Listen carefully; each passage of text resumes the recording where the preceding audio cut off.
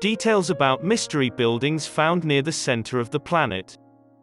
In order to peek into the depths of the Earth's mantle and explore the enigmatic structures between the mantle and the liquid iron core, scientists have turned to seismic waves. Seismic waves may take days or weeks to travel through the planet's interior. ULVZs are perplexing locations hundreds of kilometers across and tens of kilometers thick. They're known as ultra-low velocity zones.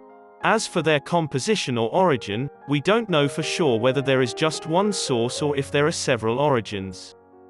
This new study shows that these zones are composed of different material than their surrounds, and that they have stayed constant for billions of years, which suggests that they are remnants of the processes that produced Earth. Scientists from the Australian National University, ANU, and the Australian Journal of Science, Nature Geoscience, state that the enigmatic ULVZ's composition was a mystery for a long time. This is the best image we've come up with so far. ULVZs are made up of layers, according to breakthroughs in seismology and mathematical geophysics produced at the Australian National University. There are several zones in Earth's interior that have stayed mostly unaltered during the planet's long history of shape-shifting. In a similar way, it's like an egg in a cake that doesn't get mixed in with the rest of the components but remains as yolk and egg white, despite the continual mixing around it. Surya Pakhai, a University of Utah geophysicist, led the team's study of ULVZs under the Coral Sea, which stretches between Australia and New Zealand. An attractive place to examine ULVZs is near the core mantle border, which is regularly subject to earthquakes that transmit seismic waves across the barrier. Reverse engineering was employed instead of directly monitoring the seismic waves that travel through roughly 3,000 kilometers of crust and mantle.